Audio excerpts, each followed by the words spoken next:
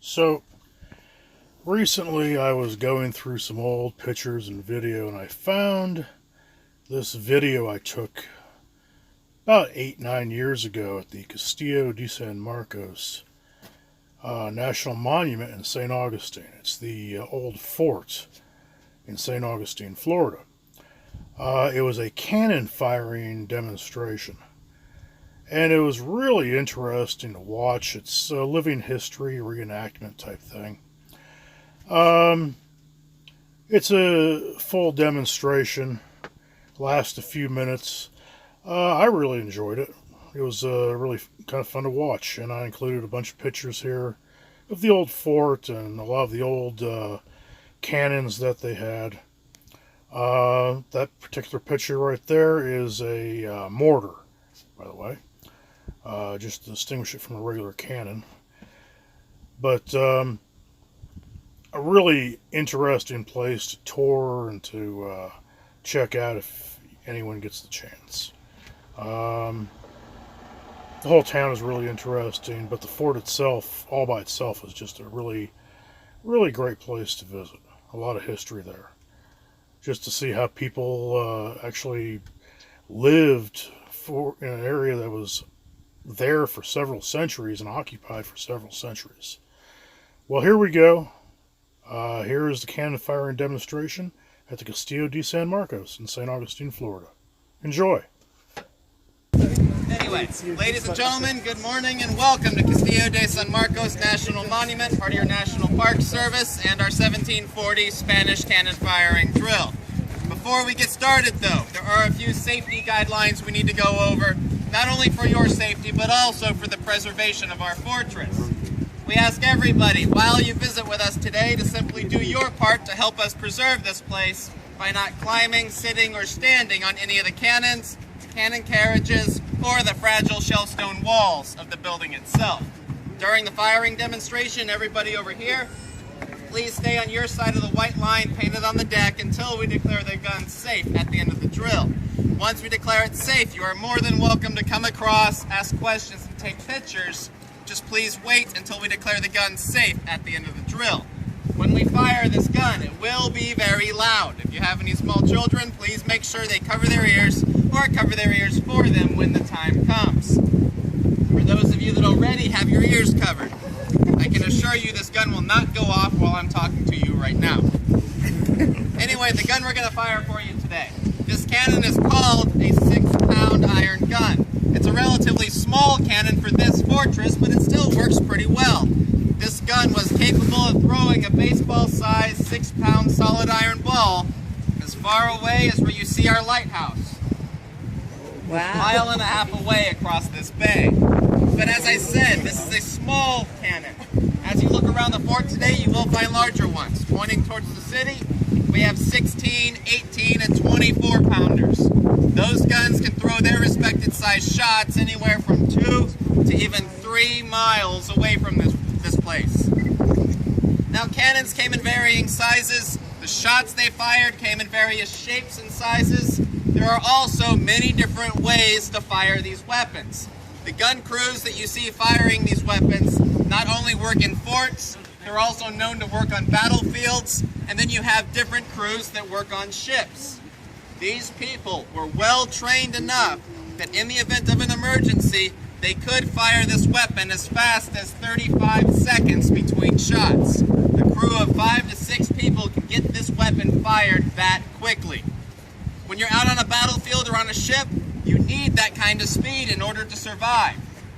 But when you're inside of a fortress like this, oftentimes the enemy is not running up to climb over the walls. They're setting camp outside the building. They're surrounding it and trying to starve this place. If the enemy is trying to starve you and there's no way to send out for help and no way to bring the help in, firing all your weapons at 35-second intervals is probably a bad idea. When you're under attack and surrounded, not only do you ration out the food and water, you ration out the gunpowder to your weapons. The drill that we are going to show you today is what this place would do to survive against that kind of attack. This drill is going to take several minutes just to fire one shot. But while you watch this drill play out, keep in mind that this drill was designed fortress full of guns, not just one gun at a time. While any one gun was being fired, at the same time another one was being loaded or cleaned.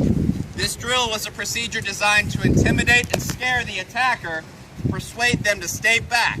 You try to push the attacker back far enough that eventually new supplies and reinforcements can slip through that enemy blockade and keep this place alive.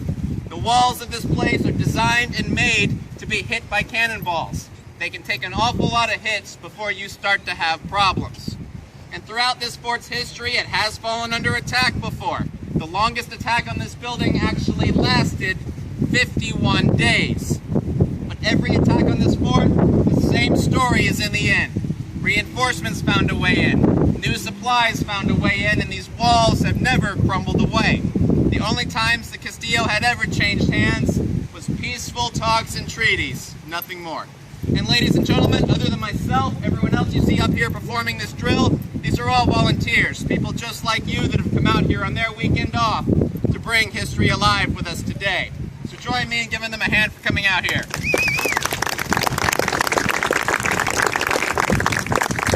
Again, we will let you know when it is time to cover your ears. I hope you enjoy this demonstration, and thank you for visiting Castillo de San Marcos.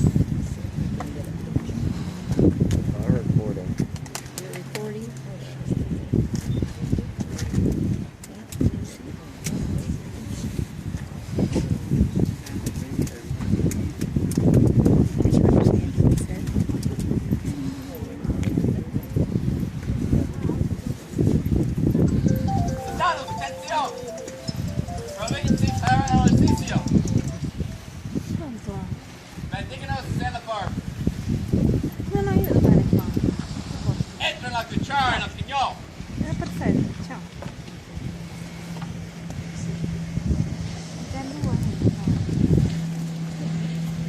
Maquinados que se start, cara.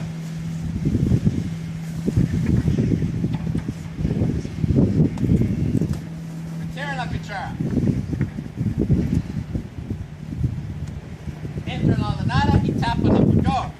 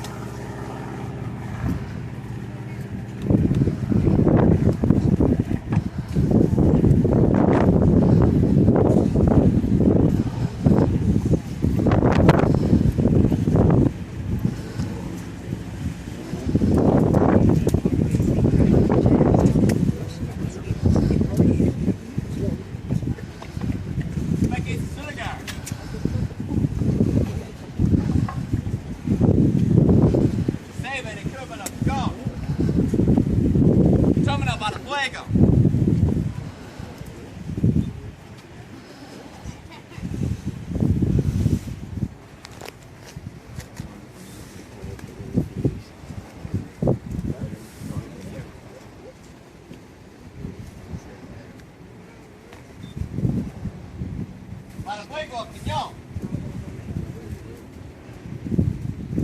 Alto. Stop in the major. Cover your ears. Fuego.